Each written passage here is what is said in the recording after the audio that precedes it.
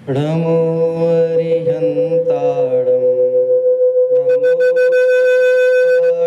नमो आयर्याणं नमो वज्रायाणं नमो लोये सव्यसाहुणम्।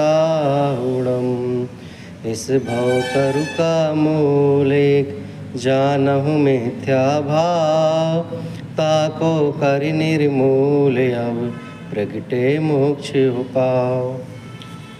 प्रगटे मोक्ष उपाव मोक्ष मार्ग प्रकाशक की ये लाइन है। कल हमने कुछ चर्चा की थी अनुयोग के बारे में कि अनुयोग कहते किसे हैं, कि शास्त्र के कथन करने की पद्धति को अनुयोग कहते हैं। अनुयोग कितने प्रकार के होते हैं? 4। देखो, पद्धति मतलब स्टाइल। माँ किसे कहते हैं? जो बच्चे को जन्म देती है उसे माँ कहते हैं लोक की भाषा में। तो माँ का काम क्या रहता है? उसे खिलाना पिलाना तैयार करना, और क्या रहता है? और कुछ नहीं रहता है। तो ये काम तो कोई भी कर सकता है ना, चाची भी कर सकती है। तो चाची को बच्चा हो गया तो चाची नहीं रहेगी ना, फिर वो माँ बन जाएगी। तो ऐसे जन्म देने वाली माँ कहलाती है। और जिनवाणी माँ कौन कहलाती है? कि जिनवाणी माँ वो कहलाती है जो जन्म मरण का अभाव करके निकाले, वो जिनवाणी माँ कहलाती है। जिनकी वाणी सो जिनवाणी। जिन मतलब कौन? जिनेंद्र भगवान। हाँ? तो यहाँ पे कह रहे हैं कि जिसके अवलंबन बिना, आश्रय के बिना, जिसके द्वारा बातों के बिना आज तक अनादि से किसी भी ज्ञानी धर्मात्मा रूपी पुत्र नहीं बना। यदि कोई ज्ञानी बनेगा तो वो उसका जन्म किससे होगा? जिनवाणी के आश्रय से ही होगा, जिसमें संयोग वियोग की बात नहीं होगी। सब माँ जो होती हैं, आपकी भी, किसी की भी, बहुओं की, जो भी माँ बनाए, सबको अपने बच्चे की समझाने की पद्धति अलग अलग है। कोई प्रेम से समझाता है, कोई गुस्से से समझाता है। बस लक्ष्य एक होता है कि बच्चा समझ जाए बस। हाँ, अभी जैसे एक बच्चा खेल रहा है, खेलते खेलते उसका कोचिंग का टाइम निकल रहा है, तो माँ गुस्से में क्या कहेगी? खेल ले और खेल ले। तो बताओ बच्चा क्या करेगा? और खेलेगा कि वापस आ जाएगा? वो ये समझेगा कि माँ बोलते हुए मैं भी समझा रही है, मुझे डांट रही है। एक उदाहरण प्रसिद्ध है, आपने सुना होगा नए चक्र की क्लास वगैरह में, कि बच्चा देर रात को घर से लौट के आया बाहर से, और 9 बजे आया, 6 बजे का गया है। माँ ने पूछा कहाँ गए थे? क्या पूछा? कहाँ गए थे? माँ पिक्चर देखने गया था। जा एक और देख के आ जा, ले पैसे ले जा देख के आ जा। तो बताओ बच्चा खुश हो जाएगा? माँ तो आज मेरे फेवर में बोल रही है कि एक पिक्चर और देख के आ जा। बताओ कौन से स्कूल, कौन सा कॉलेज ये आर्ट सिखाता होगा कि माँ कहने के बाद भी बच्चा देखने नहीं जा रहा है। 6 से 9 गया था ना, जा 9 से 12 और देख के आ जा। नहीं जाता वो। क्यों? उस समझाने की पद्धति में भी उसके लिए समझाना दिख रहा है। क्यों दिख रहा है? क्योंकि उसके लिए उस टाइप का ज्ञान दिया जा रहा है। ऐसे ही यहाँ पे 4 अनुयोगों में पद्धति अलग अलग है। लक्ष्य क्या है? वीतरागता। कल हम बहुत सारी चर्चा कर चुके हैं।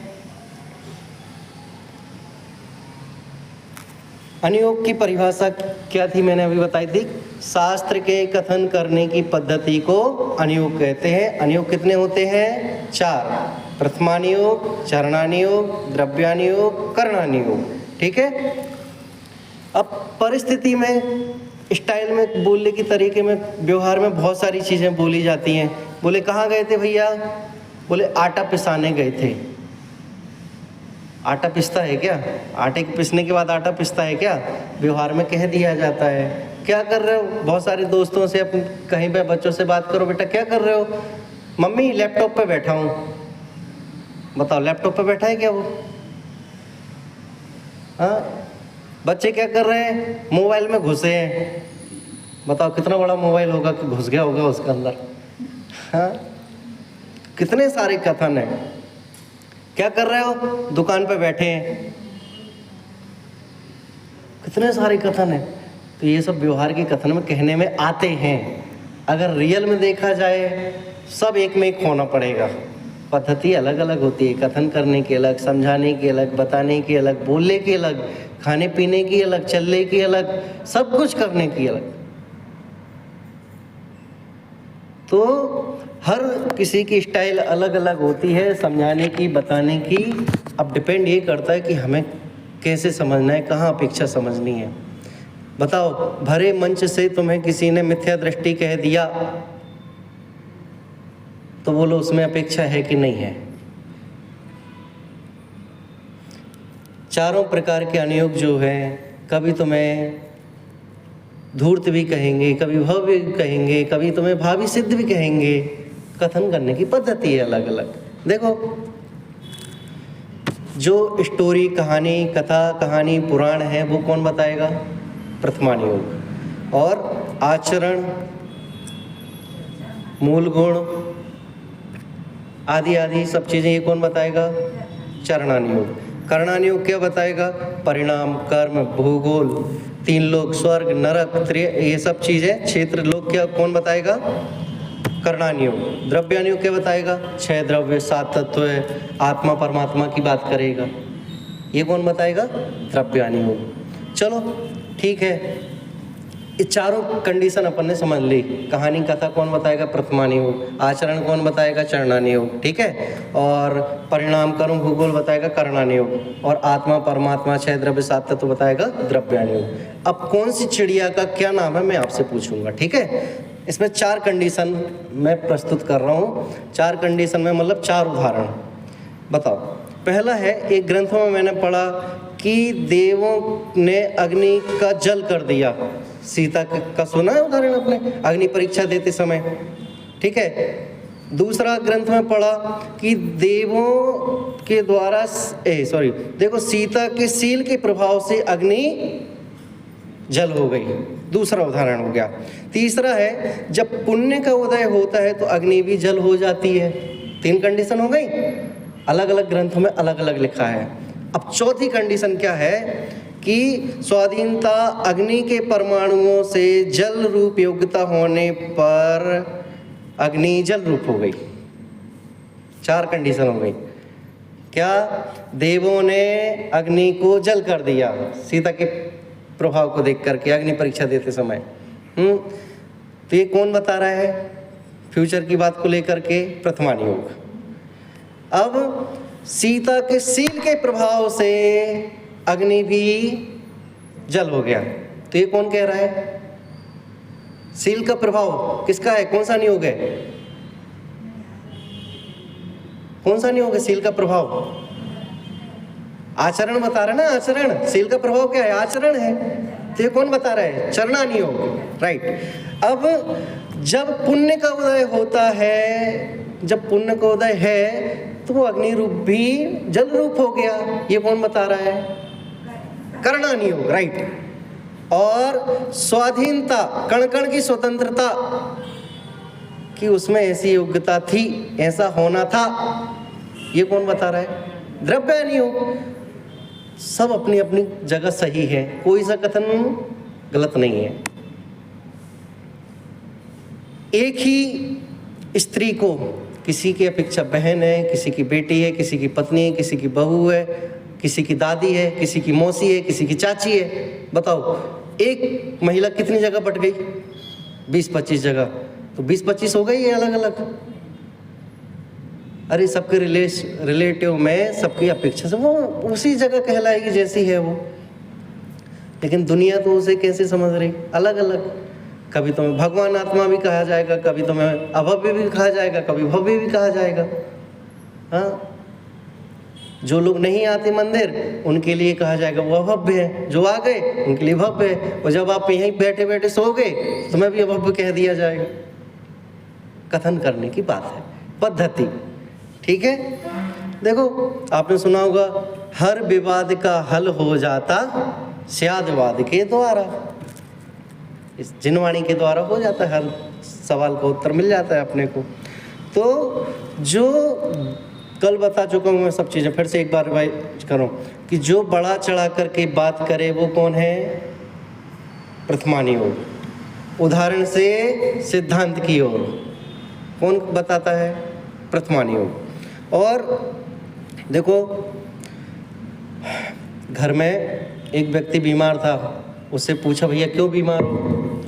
बोले बादल ठीक नहीं है इसलिए बीमार है। तो यार बादल तो पूरे बेलगांव में ठीक नहीं है, बारिश होती रहती है, धूप ही नहीं निकलती है, तो सबको बीमार होना चाहिए, फिर तुम अकेले बीमार क्यों हो गए? बादल तो निमित्त मात्र, तुम्हारे उदय खराब है। हाँ नहीं, वो सही बताएं, बादल के कारण बीमार नहीं है, आज उड़द की दाल से कुछ डिश बनी थी तो पेट खराब है। अच्छा ऐसी बात है, ओके। तो उड़द की दाल तो 10 घर में 10 लोगों ने खाई थी। क्या? उड़द की दाल तो 10 लोगों ने खाई थी, तो सब बीमार क्यों नहीं हुए? तो उड़द की दाल क्या हो गई? पेट खराब होने से आचरण। हाँ, और बड़ा चढ़ा के बात कर रही, बादल खराब थे इसलिए पेट खराब हो गया। ये कौन बता रहा है? प्रथमानी योग। बड़ा चढ़ा के बात कर रहे हैं ना, और आचरण में पेट खराब। अब 10 लोगों के तो पेट खराब नहीं हुए, तुम्हारे क्यों है? तुम्हारा उदय खराब है। तो ये कौन बता रहा है? करणानी योग। ऐसी तुम्हारे अंदर ही योग्यता थी, ऐसा इस समय होना था, ये कौन बता रहा है? द्रव्यानी योग। समझ में आ गया? अब कोई सा भी ग्रंथ उठा लो, अब तुम्हें किसी अपेक्षा से कुछ भी कहा जाए, संबोधन किया जाए, फटकारा जाए, डांटा जाए, तो आप अपेक्षा समझेंगे और समझेंगे। भेद द्रव्यानुग बताएगा, भेद विज्ञान करो। आज तक कोई 3 लोक में आत्मा को कभी कोई दुखी कर सकता नहीं है, चाहे ज्ञानी हो चाहे अज्ञानी हो, वो तो मान्यता की बात है और ये मानता नहीं है। ज्ञानी दुखी कभी होता नहीं और अज्ञानी सुख के साधनों में भी सुखी होता नहीं। ऐसा ही है भैया। तो फिर क्या करें? ठीक है भाई, हमने ये चारों चीज़ें मान ली, हमें सब समझ में आने लग गया, पद्धति समझ में आने लग गई, सब आने लग गई, फिर क्या करें? निज को भूल बहुत दुख पाए, अब मत देर लगाओ। क्या बोला? पूरी जिनवाणी का आप सुबह से देखता हूँ मैं रोज, आप 7 बजे से आ जाते हो, 10:30-11 बजे तक बैठते हो, दोपहर में फिर, रात में फिर। सब क्या कहना चाह रहे? पूरा सब चीज़ें समझाने के बाद एक ही लाइन निकलती है, निज को भूल बहुत दुख पाए, अब मत देर लगाओ। निज को भूल मतलब आत्मा को भूलकर इतनी देर लगा दी भैया, अब मत देर करो। बोलेंगे एक लाइन फिर से सब एक साथ, निज को भूल बहुत दुख पाए, अब मत देर लगाओ। क्या कह रहे? कि अनादिकाल से हमने सबको जाना, सब जगह परिभ्रमण किया, बस एक ही चीज़ नहीं जानी, आत्मा को नहीं जाना। तो अब मत देर करो। मम स्वरूप है सिद्ध समान, कि मेरा स्वभाव कैसा है? सिद्धों जैसा है। हो मेरी ऐसी दशा जैसी तुम धारी हो। भगवान को देख करके बस यही चित्त में आता है, लेकिन भगवान आपके दर्शन करने के बाद हम जैसे इधर उधर होते तो बस हमें अपनी पर्याय नजर आने लग जाती है। हाँ, अनादि का मिथ्या तो बैठा है ना, वो मजबूत है, तगड़ा है। अभी तुम तत्व की बात जैसे ही करोगे तो वो कांपेगा। पता है, जब आप धर्म मार्ग में लगे थे या लगोगे तो आपके परिवारजन करने नहीं देंगे धर्म। आप बोलो कल के दिन, अभी शाम को बोलना घर पे, मेरा दीक्षा लेने का विचार है। आपकी एज अभी कितनी? 10 साल 15 साल और रही होगी ज़्यादा से ज़्यादा। कहने के लिए तो पल भर की नहीं है, लेकिन 20 साल 25 साल। और आप उनसे जाते ही साथ बोलो, मैं कल सुबह सूर्य उदय होने के तत्पश्चात अर्जी का दीक्षा धारण करने वाली हूँ। अभी कोई आपसे कोई घर में कोई लेना देना नहीं है, बताओ लेने देंगे आपके घर परिवार के लोग? कोई आपसे अपेक्षा है? कोई अपेक्षा नहीं है, फिर भी नहीं जाने देंगे। मोक्ष मार्ग में लगने वाले के लिए निमित्त इतने खराब बनते हैं, एक दो ही मिलते हैं उपदेश देने वाले, समझाने वाले, बाकी सब टांग खींचने वाले मिलते हैं। उपवास करने के लिए सोचो कि हम ज़्यादा स्वाध्याय कर लेंगे, मम्मी उपवास मत करो, देख रहे टेम्परेचर कितना लो हो रहा है, गर्मी हो रही है, आदि आदि। क्यों? आप मोक्ष मार्ग में लगोगे तो निमित्त वैसे मिलेंगे, लेकिन आप बढ़ते जाओ। लक्ष्य की प्राप्ति करने वाला पीछे मुड़ के नहीं देखा करता। क्यों? क्यों? उसे लक्ष्य की प्राप्ति करनी है। अब यहाँ पर टोडरमल जी कह रहे हैं, पंडित जी, कि भाई एक जिज्ञासु ने प्रश्न किया कि ठीक है, मान लिया हमने कि तुमने प्रथमान योग में बढ़ा चढ़ा के बात की, चरणान योग में आचरण संबंधी बात की, तो जब शुद्धोपयोग की बात तुम्हें करनी ही थी तो तुमने फिर ये व्यवहार का कथन का सहारा क्यों लिया? दो टॉपिक जो रहे मैं वो लूंगा अभी 10 मिनट में। कौन से? चरणान योग और करणान योग और द्रव्यान योग के कल जो छूटे थे। क्या जब आपको शुद्धोपयोग की बात करनी ही थी तो आपने व्यवहार का उदाहरण क्यों लिया भाई?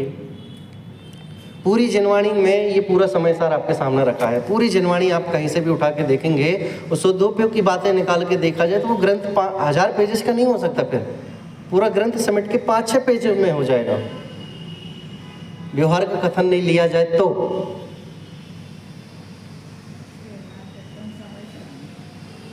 एक लीटर दूध लेके आए भैया आप घर में, जब आपको 50 ग्राम घी निकालना ही था तो आप 1 लीटर दूध का एक लिए लेके आए हो। जब आपको शुद्धोपयोग की बात बतानी थी तो व्यवहार का कथन का एक लिए 1 घंटे से कर रहे हो।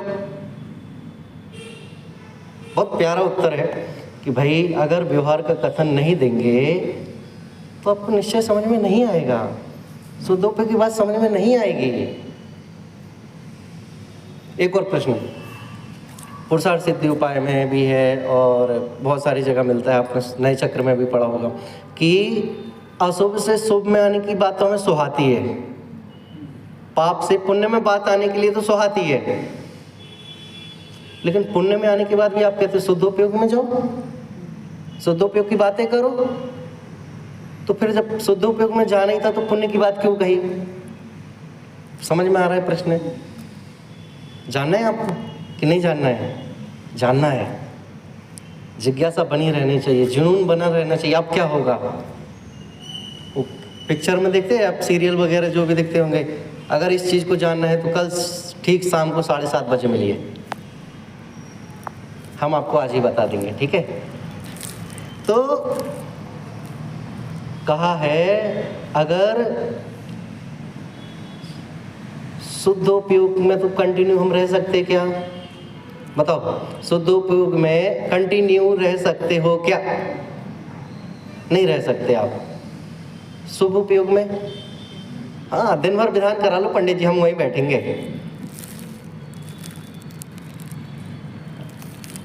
शिखर जी की कितनी यात्रा करवा लें? आप जितनी बोलोगे हम उतनी कर लेंगे। कितना भी कर लो भैया, ये सब पुण्य बंध के कारण है, शुभ बंध के कारण है। समय सार में एक उदाहरण दिया है, चाहे पुण्य की बात करो, चाहे पाप की बात करो, चाहे शुभ की बात करो, चाहे अशुभ की बात करो, कहलाएंगे दोनों संसार के कारण। जैसे कि एक हाथ में मेरे स्वर्ण की जंजीर है, सोने की चैन है, और एक हाथ में लोखंड की जंजीर है।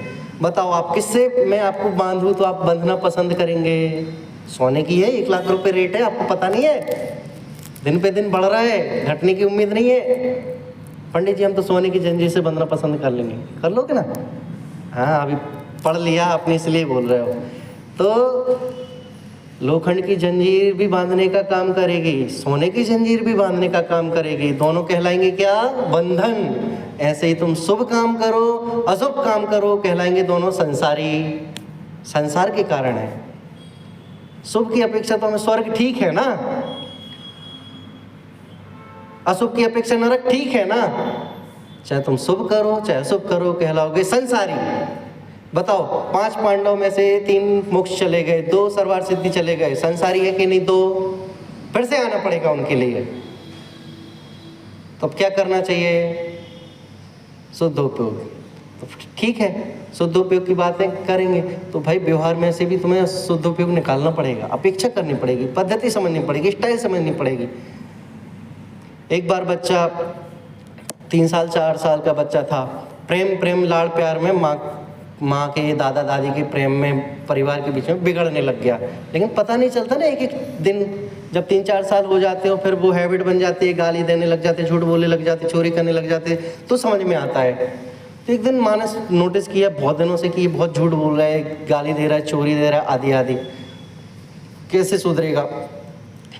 तो बेटा कल से अपन पाठशाला चलेंगे। माँ भी परेशान थी कि हम कैसे समझाएं अपने बच्चों को, कैसे समझाएं। माँ ने सोचा देखते हैं जो होगा, चलो बेटा मंदिर पाठशाला चलते हैं। रास्ते में चलते चलते कांटा लग गया बच्चे को, सुना होगा आई थिंक आपने उदाहरण, कांटा लग गया। मम्मी कांटा क्यों लग गया? हम तो मंदिर जा रहे हैं। मम्मी सोच ही रही थी कुछ ना कुछ मिल जाए ऐसा तो मैं उसको बताऊं। तो अच्छा रहा कांटा लग गया, अच्छा रहा ना। कांटा लगा तो मम्मी बोली बेटा तुम गाली देते हो ना, झूठ बोलते हो ना, चोरी करते हो ना, इसलिए तुम्हें कांटा लग गया। ठीक है mummy, okay no problem, next time से नहीं दूंगा, नहीं करूँगा। ठीक है। दूसरे दिन फिर आ गया, मम्मी पाठशाला चल रहा है, चलो। चलते चलते फिर कांटा लग गया।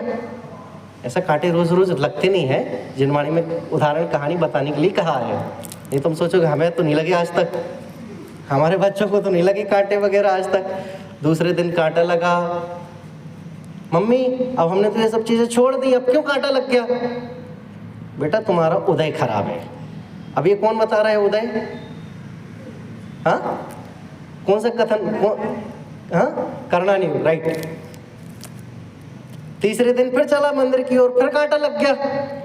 मम्मी उदय खराब है माना, हमने सब चीजें छोड़ दी माना, अब बेटा देख के नहीं चलते ना, इसलिए। ये कौन बता रहा है? चरना नियोग। चौथे दिन फिर चला, फिर लग गया। मम्मी अब तो सब समझ में आ गया, अब क्यों लग गया? बेटा आज के दिन इसी समय इसी अवस्था इसी रास्ते पर लगना था, सो लग गया। द्रव्यानी। वाह तुम तो जल्दी समझ गए, हमसे जल्दी समझ गए। मैं तो 1 घंटे तैयारी भी करता था इसकी, 5 मिनट में समझ गए। देखो तो यहाँ पे यही कह रहे हैं, कथन करने की अपेक्षा से आपको समझना पड़ेगा। व्यवहार की जगह व्यवहार का सहारा लेना पड़ेगा, निश्चय की जगह निश्चय का लेना पड़ेगा। आप कथन समझो, ये मत समझो कि प्रथमान योग में लोगों ने थिंकिंग बना रखी है, जिनको कुछ समझ में नहीं आता उन्हें प्रथमान योग पढ़ना चाहिए। प्रथमान योग प्रथम है ना, तो प्रथम मतलब पहला होता है, तो लोगों ने क्या बना लिया? प्रथमान योग। प्रथमान योग उनके लिए है जो छदमस्त है, जिनको कुछ समझ में नहीं आता उनके लिए। माँ ने मिठाई क्यों खिलाई थी? दवाई खिलाने के लिए। बच्चा किस में खुश? मिठाई में। माँ किस में खुश? दवाई में। और आप किस में खुश? हम उदाहरण की बात से आपको तत्व की बात समझा रहे हैं। बताओ 1 घंटे तक हम पूरी रामायण बताते रहे और कोई सेंस ना निकले, तो आप बैठोगे यहाँ पे? पता है आप इधर क्यों आते हैं? 1 घंटे की बात में से एक तत्व की बात निकलती उसके लिए, और उस चीज के लिए सुनने के लिए वेट करते हो कि वो बात घूम फिर करके कब आएगी। व्यवहार की बातें जितनी मैं अभी तक बच्चे को लेकर के या जितनी भी कहानी बता रही थी, ये तो प्रैक्टिकल मैंने आपके घर से छीन के सुना रहा हूँ मैं यहाँ पे। मेरे पास थोड़ी कोई अलग से थी। मैं आपके घर पे आया था, सबको देखा इनके घर पे ये होता, इनके घर पे ये होता, वही कहानी घुमा फिरा के आपको बता दी और आप बड़े अच्छे से समझ गए। पेज नंबर 11 पर जिनके पास है ठीक है, नहीं तो मैं तो यहाँ पढ़ ही रहा हूँ। व्यवहार के बिना निश्चय का उपदेश कैसे नहीं हो सकता? अभी क्या कह रहे थे? जब शुभ काम का ही नहीं है, पुण्य काम का ही नहीं है, तो क्यों उपदेश दिया? तो भाई तुम पूजा पाठ इत्यादि भक्ति आदि नहीं करोगे तो क्या पाप का काम करोगे? क्या अशुभ में प्रवर्तोगे? क्या शुभ में प्रवर्तने के लिए ही एक सब कार्य करने पड़ते हैं। ठीक है, आप एक एक्टिविटी ऐसी बताओ कि जिसमें शुद्ध उपयोग होता हो। भक्ति करते हैं उससे क्या होता है? शुभ। पूजन कर रहे हैं, प्रवचन सुन रहे हैं, सब चीजें करने के बाद क्या हो रहा है? शुभ। तो पंडित जी हम शुद्ध उपयोग के लिए क्या करें? धर्म किसका नाम है फिर? सुनो भैया, सब चीजें ध्यान से सुनो। चाहे पूजन करो, भक्ति करो, प्रवचन सुनो, सामायिक करो, सब चीजें करो, ये सब चीजें शुभ है। परंतु ये परंतु बहुत बड़ा अटैक बम है पंडित जी की भाषा में। ये सब करने के बाद परंतु जो लगा ना, ये सब करने के बाद जो तुम्हें आनंद की अनुभूति हुई उसका नाम धर्म है। पूजन करना धर्म है क्या? नहीं। प्रवचन सुनना? नहीं। भक्ति करना? नहीं। लेकिन जो तत्वाभ्यास करते समय आनंद की अनुभूति हुई उसका नाम धर्म है। अब तुम उसको धर्म मानते हो पूजन करने को कि नहीं, लेकिन आनंद की अनुभूति हुई उसका नाम धर्म है। मुझे ये समझाना है। पुण्य के लिए बताओ, वंदना करोगे कि पूजा करोगे कि भक्ति करोगे? नहीं, हमें पुण्य नहीं करना है, लेकिन अशुभ से बचने के लिए वो काम करना ही पड़ेगा। गुरुदेव श्री से एक बार, मतलब सब ये निश्चय व्यवहार का जब उस समय ट्रेंड चल रहा था शुरू में, तो पूछा, आप बोलते हो पुण्य पाप निश्चय व्यवहार शुभ अशुभ ये सब संसार के कारण है छोड़ने योग्य है, तो पूजन आप भी तो करते हो, आपने बंद क्यों नहीं की? अरे बापू, पूजन पुण्य पाप छोड़ने योग्य है, लेकिन इसके बिना काम नहीं होता ना। अशुभ से अच्छा तो यही ठीक है ना। लेकिन आनंद में जो परिणति में आनंद उछल रहा है, उससे ही तो हमें वैराग्य बन रहा है, वही धर्म है। देखो उत्तर, निश्चय नहीं से तो आत्मा पर द्रव्यों से भिन्न है, स्वभाव से अभिन्न है, स्वयं सिद्ध वस्तु है। उसे जो नहीं पहचानते उनसे इसी प्रकार कहते रहे तो वे समझ नहीं पावेंगे। क्या कह रहे हैं? क्या अगर डायरेक्टली अपन बात करते रहेंगे तो नहीं समझेंगे क्या? फिर से कि भाई जब व्यवहार के बिना निश्चय को उपदेश नहीं हो सकता तो बात क्यों कही तुमने निश्चय की? तो यहाँ पे कह रहे हैं डायरेक्टली कोई सी भी बात हम प्रस्तुत करेंगे तो आपको समझ में नहीं आएगी। आप एक बात को लेकर के किसी चीज निश्चय की अपेक्षा से बात करेंगे तो आप परेशान हो जाएंगे, अपेक्षा नहीं समझेंगे। तो अपेक्षा करने के लिए, बताने के लिए ऐसे कथन बताए गए हैं। अतः उन्हें समझाने हेतु व्यवहार से शारीरिक आदिक पर द्रव्यों की सापेक्षता द्वारा नर नारकादि रूप जीव के विशेष रूप किए हैं तथा मनुष्य जीव नारकी जीव आदि रूप जीव को पहचान कराई गई है। वैसे बताओ, तीन लोक में हम सब क्या है? जीव। तुम भी जीव, हम भी जीव, त्रियंच गति के जीव, नारकी जीव, स्वर्ग आदि के जीव, सभी जीव हैं। लेकिन व्यवहार में पहचान कराने के लिए नाम दिए गए हैं कि ये मनुष्य गति का जीव है, ये त्रियंच गति का है, ये नारकी जीव है, ये स्वर्ग इत्यादि के जीव है। और उसमें भी सबके नाम रखे गए हैं। बताओ, त्रियंशों में भी जितने जीव दिखाई देते सबके नाम है कि नहीं? कुत्ते, बिल्ली, हाथी, घोड़ा आदि, गाय, भैंस, हाँ, स्त्री लिंग, पुरुष लिंग, नपुंसक लिंग, सबके लिए सब चीज के वर्णादि के भेद किए गए हैं। अगर ये वर्णादि भेद नहीं होते तो बताओ, किसी को बुलाना होता तो क्या बोला? जीव इधर आओ, तो सब आ जाते। मैं तो परेशान हो जाता ना। डॉक्टर के यहाँ लाइन लगी है, जीव आ जाओ, सबका नाम जीव है, कितनी हालत खराब हो जाती। ये व्यवहार का कथन जरूरी है, ठीक है। अब इसी प्रकार अभेद वस्तु में भेद उत्पन्न करके समझाए, जैसे जीव के ज्ञानादि गुण पर्याय रूप भेद करके स्पष्ट किया जाने सो जीव देखे सो जीव। मतलब सबके गुण अलग हैं, अवस्थाएं अलग हैं, सबके लिए अलग अलग बताएं। एक उदाहरण समय सार का यहाँ पे आ गया। जिस प्रकार मलेच्छ को मलेच्छ भाषा के बिना समझाया नहीं जा सकता, उसी प्रकार व्यवहारी जनों को व्यवहार भाषा बिना समझाया नहीं जा सकता, ज्ञान नहीं कराया जा सकता। क्लियर हो गया अभी? क्या बच्चे को बच्चे की भाषा में समझाना, लेकिन बच्चे रूप मत हो जाना। क्या अब बच्चा रो रहा है, वो ले ले ले ले मम्मम पीना है बेटा तेरे को, तो वो समझ गया कि हाँ मम्मम पीना है। अब आपके हस्बैंड आए ऑफिस से थके हारे, तो आप उनको बोलेंगे वो ले ले ले ले मम्मम पीना है क्या आपको? मलेच्छ को मलेच्छ की भाषा को उपदेश देना, इधर उधर जहाँ का इधर का उधर मत कर देना, नहीं तो पिटोगे। हाँ, वो उदाहरण सुना होगा ना आपने कि गोपियाँ जो थी कृष्ण की भक्ति में तल्लीन रहती थी। ये उदाहरण हिंदू का है, मुझे तो जो प्रयोजन साधना है वो सुनो। गोपियाँ भक्ति में मस्त रहती थी। किसकी? कृष्ण की।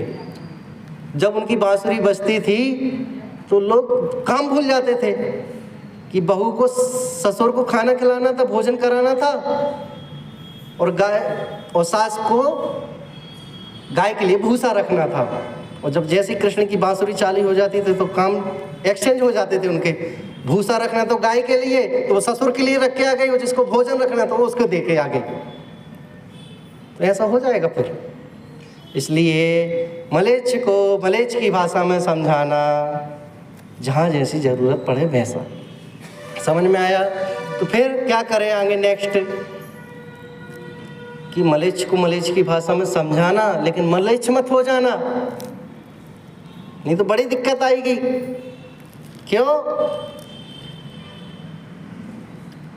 बता तो दिया अभी कि आप पति को वैसा बोलोगे, बच्चे की जगह तो पिटोगे ना।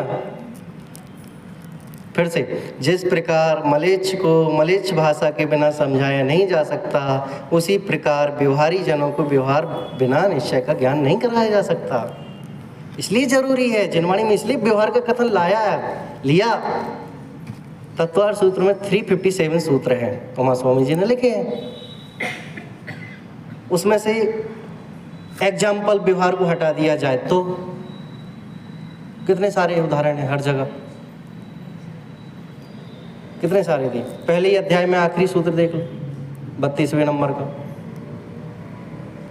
हर जगह, मतलब समय सार में भी आप कोई सा भी ग्रंथ उठा के देखो, हर जगह व्यवहार का सहारा लिया है। किसके लिए? निश्चय का ज्ञान कराने के लिए।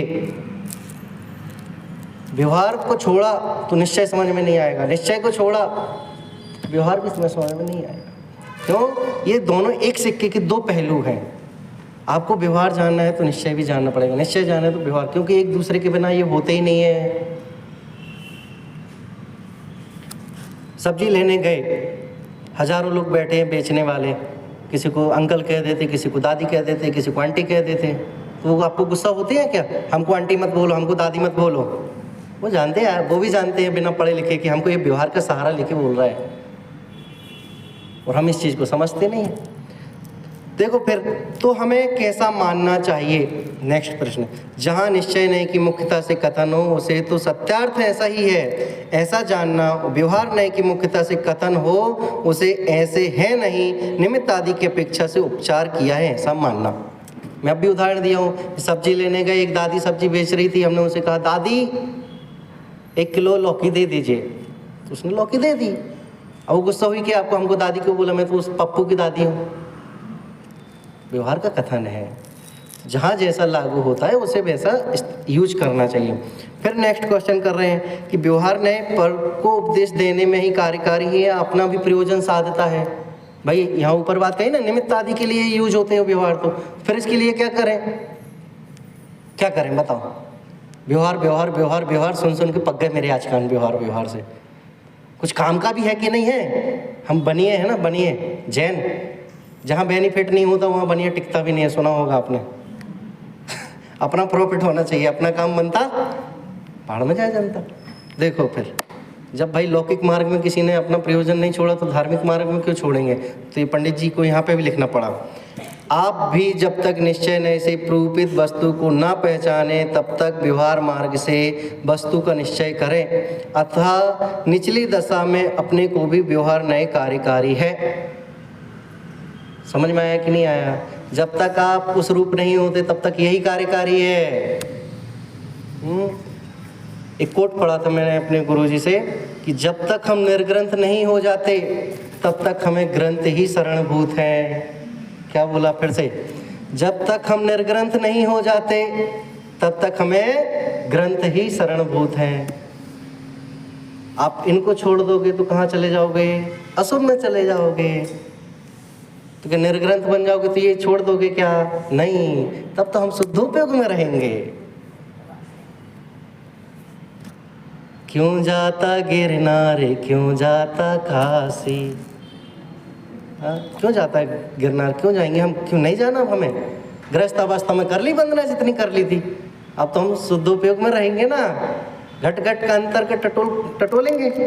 तो देखो क्या कह रहा है फिर से, परंतु व्यवहार को उपचार मानकर उसके द्वारा वस्तु को ठीक प्रकार समझे तब कार्यकारी है। मतलब यहाँ वहाँ अन्यथा नहीं करना, जो वस्तु का जैसा स्वरूप है उसको वैसा मानना। बताओ मोक्ष मार्ग एक है कि दो है? मोक्ष मार्ग तो एक ही है, लेकिन कथन करने की पद्धति दो है, निश्चय और व्यवहार। 11 प्रतिमा का मैं चैप्टर कुछ दिन पहले सिद्धायतन में पढ़ा रहा था, तब उसमें निश्चय प्रतिमा और व्यवहार प्रतिमा की बात आ रही थी कि सम्यक्त्व के बिना ही 11 प्रतिमाएं नहीं हो सकती हैं, समझ में, पंचम गुण स्थानवर्ती के लिए। लेकिन अब जिनको सम्यक्त नहीं हुआ 11 प्रतिमा धारण करना चाहे तो करेगा कि नहीं करेगा? कर सकेगा। अरे भैया, जब गृहस्थ अवस्था में नहीं निभा पाएगा तो फिर कहाँ निभाएगा? सागर धर्मामृत अंगार में पंडित आसाधर जी कहते हैं, गृहस्थ जीवन मुनि धर्म की ट्रेनिंग है। फिर से, गृहस्थ जीवन मुनि धर्म की ट्रेनिंग है, गृहस्थ जीवन अर्ज का धर्म की ट्रेनिंग है। अब बताओ भाई, यहाँ पालन नहीं करोगे तो अर्ज के में बनने के बाद पालन करोगे क्या? अरे चिटाई पे सोना अभी सीख लो, रात्रि में 4 प्रकार के आहार त्याग करना अभी सीख लो, नहीं तो बाद में बहुत तकलीफ होगी, फिर अतिचार लगेंगे, दोष लगेंगे, फिर तुम्हें समाज छोड़ेगा नहीं, फिर घर के लोग भी परेशान करेंगे। मैं अभी कुछ पहले समय उदाहरण दे ना कि मैं अर्जिका लेके जा रही हूँ कल सुबह, तो तब तो परिवार वाले कह रहे थे नहीं अभी नहीं जाना है, और जब तुम लेने के बाद नियम पालन नहीं करोगे तो तुम्हें वही परेशान करेंगे। कुधर्मी ऐसे ऐसे लांछन लगाते हैं, ऐसे ऐसे कहने वाले मिलते हैं बहुत। तो जहाँ जैसा यूज होता है वैसा करना चाहिए, ठीक है। किंतु यदि निश्चयवत व्यवहार को भी सत्यभूत मानकर इस प्रकार ही ऐसा श्रद्धान करे तो उल्टा कार्यकारी हो जाएगा। क्या व्यवहार के लिए, व्यवहार का सहारा हमने क्यों लिया था कि ये व्यवहार की उंगली छोड़ के निश्चय पकड़ लेगा, लेकिन तुम तो अटक के किस में रह गए?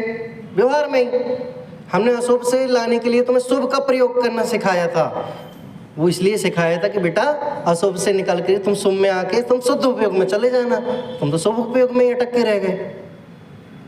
बताओ, हमने स्कूल भेजा, आप नर्सरी में पढ़ाया, फिर पहली क्लास दूसरी क्लास, तो आपको ऐसा लगता है अब पहली क्लास पढ़ लिया, अब हमें दूसरी में नहीं पढ़ना, हम पहली में ही रहेंगे? लगता है ऐसा क्या? ऐसे ही मोक्ष मार्ग में पहली सीढ़ी पे नहीं और दूसरी तीसरी बढ़ने के लिए उपदेश दिया है। हाँ, बालबोध पढ़ा, हमें बहुत अच्छा लगा, पंडित जी हम वितरा विज्ञान नहीं पढ़ेंगे, हम बालबोध फिर से पढ़ेंगे। ऐसा नहीं होता है, क्रम से होते हैं सम्यक दर्शन ज्ञान चारित्र। इसलिए क्या सूत्र है? सम्यक दर्शन ज्ञान चारित्राणी मोक्ष मार्ग। तीनों की एकता का नाम है, एक का नाम नहीं है। इसी प्रकार चारों अनुयोगों के कथन को ठीक प्रकार से ना समझने के कारण वस्तु के सत्य स्वरूप को नहीं समझ पाते, अतः चारों अनुयोगों के व्याख्यान का विधान अच्छी तरह समझना चाहिए। मेरे पास अभी 6 मिनट और है, मैं 6 मिनट में रीडिंग करके छोड़ता हूँ। करणानुयोग पेज नंबर 12 नीचे से। करणानुयोग में केवल, ये कल पढ़ चुका था आई थिंक, करणानुयोग को पढ़ा था क्या कल?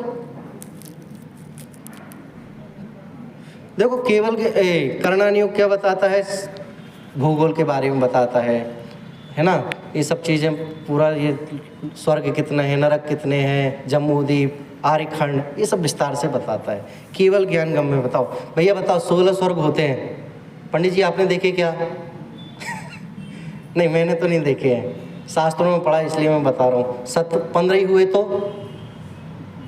भाई गिन के आ जाओ, तो आपने गिने थे क्या? नहीं, अगर जाना है तो मरना पड़ेगा। नहीं, मर नहीं सकता मैं।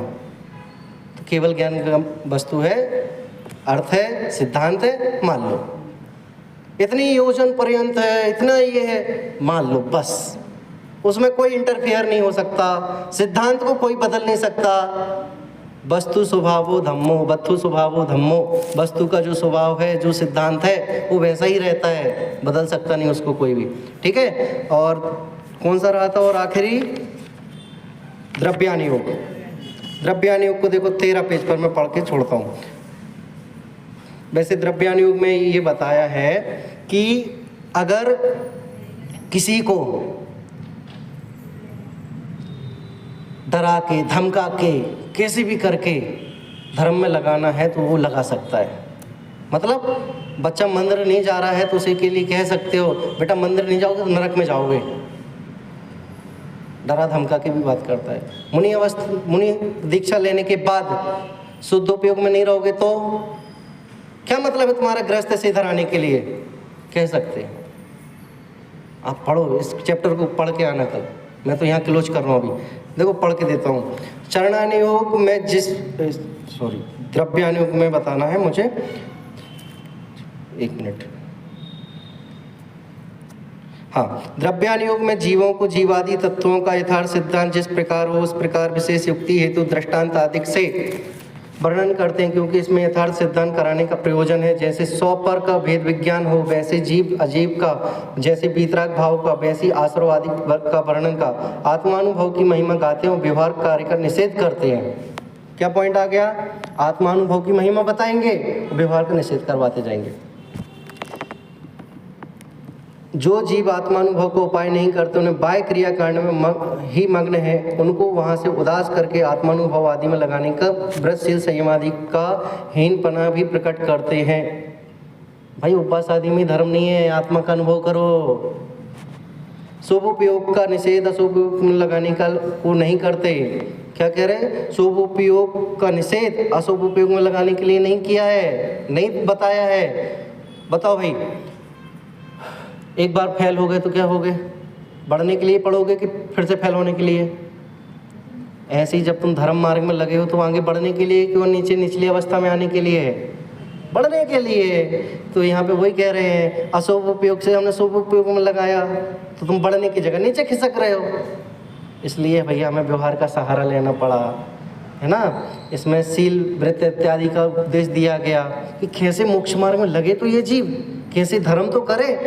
पता है, जो लोग धर्म को नहीं जानते, समझते नहीं है, हिंदुओं की बात करो तो भी कैसे न कैसे करके वो कुछ न कुछ करते रहते धर्म के नाम पे। जो लोग वो कोई सी भी माला फेरते हैं, राम राम राम राम राम, तो उनकी कसाई मंद हो रही कि नहीं हो रही प्रति समय?